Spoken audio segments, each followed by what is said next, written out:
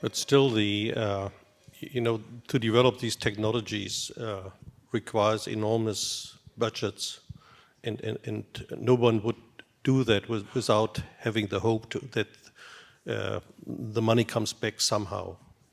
And of course, that's the driver of the big companies to invest in that. And that's also, as a research institute, we are investing in technologies because we hope that someday we will make money with it. So the dream, everything for free, I think will not become true, really.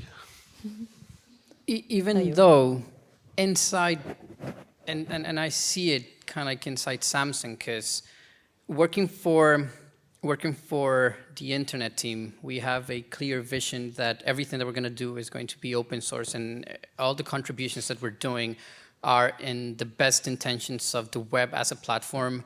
Samsung is a huge company, and there's also the people that are working on Samsung Gear VR, and the native counterparts, and how can you monetize this content, and how do you sell lots of other things. But at least from the perspective of at least the web community, we are trying to. That's why we're pushing so hard in making standard way of doing VR. And even though it won't take or make much profit in the upcoming years. I mean, we're not doing it looking for profit if we're working with standards and with the W3C and with the browser vendors. So I guess it really depends on the scenario as well.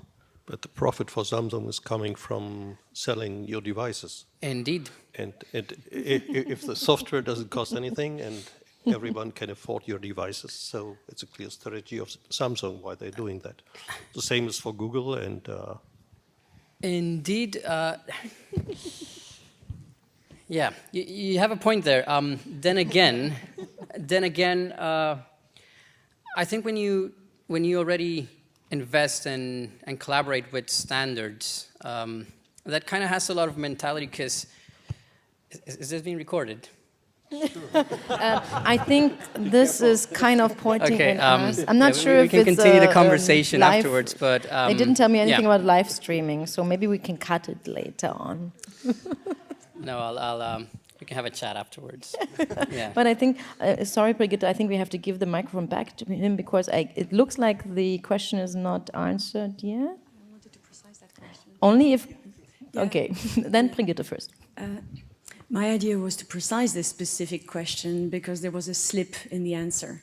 Partly the slip was directed towards commercialization and who's got the technology and who's not. But I think at the root of that question, there's the fact that democracy contains in itself the means of killing itself.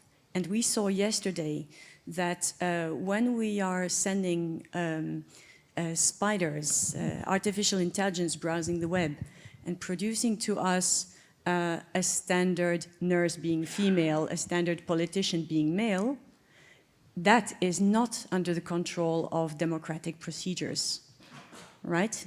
So what I'm saying is when democracy has the means to kill itself, who are the ones putting content on the web are the ones with the highest emotional willpower, let's put it that way, and the most sensible, the most intellectual, moderate people will not have the impact that the extreme rights, extreme lefts, extreme sexual orientations, extreme religious, whatever extremes will be putting onto the web. And in that sense, there is an imbalance that is not controlled. Amazing. Thanks very much for the precision. Yep. To put the technology perspective in there as well, I'm not sure about the significance of the Bayou app that was developed by the US DARPA, so the innovation branch of the US Department of Defense. But Bayou basically is an AI agent that was trained on hundreds of millions of lines on GitHub to help human programmers program APIs. So basically the neural networks of the internet.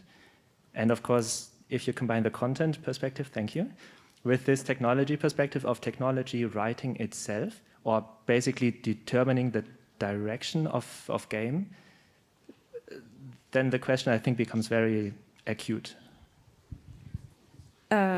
following on to that 1 second, unlearning for artificial intelligence is an impossibility for a human being.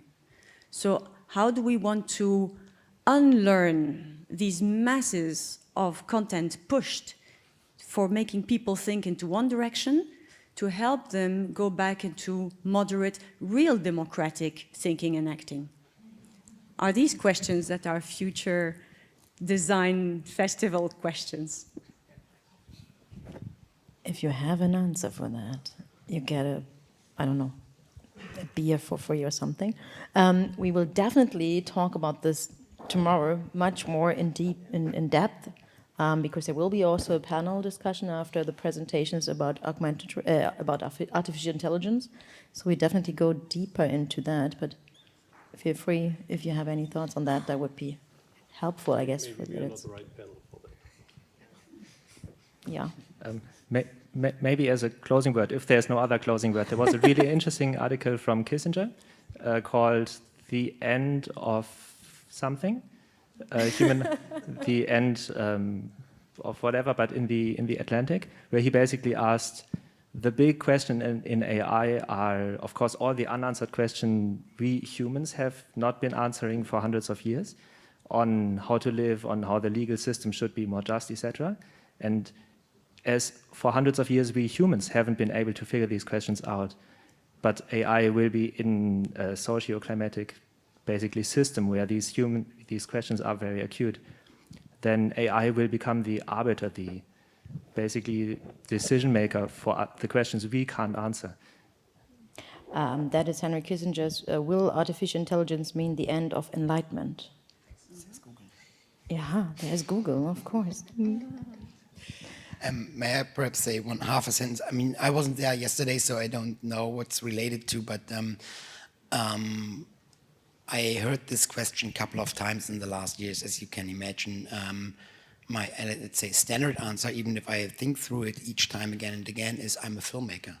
So I'm not talking about AI when I'm talking about VR and so on. I'm not talking about blockchain or something. I'm talking about how to create stories for people who want to get immersed. And so from my perspective, I can say we are figuring out how to open up a new medium for storytellers to create new stories that haven't been able to tell to an audience before, because it wasn't the right medium in cinema, in radio, in whatever. So from my perspective, we just search for tools and ways to communicate stories better, to give an impact to an audience with storytelling that couldn't be done beforehand with mediums that we knew. And I think that's part of at least keeping democracy alive with mediums.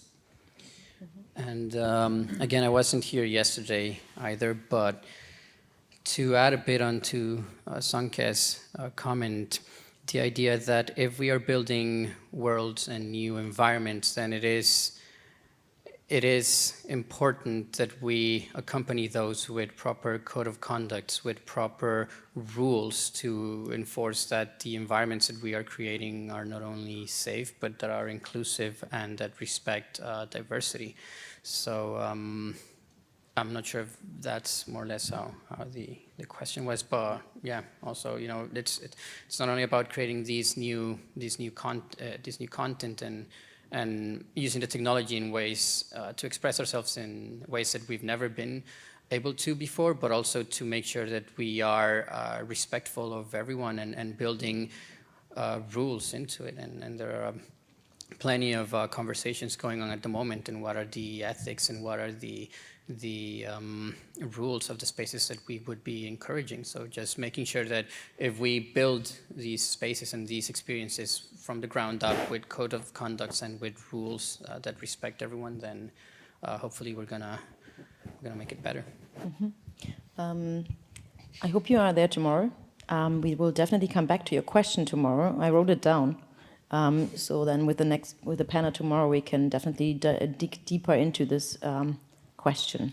I just heard some speaker dropped out, so it may also be more time for that. Presenting an answer. Okay. No, it makes sense. Let me finish with a question that could be answered by this panel.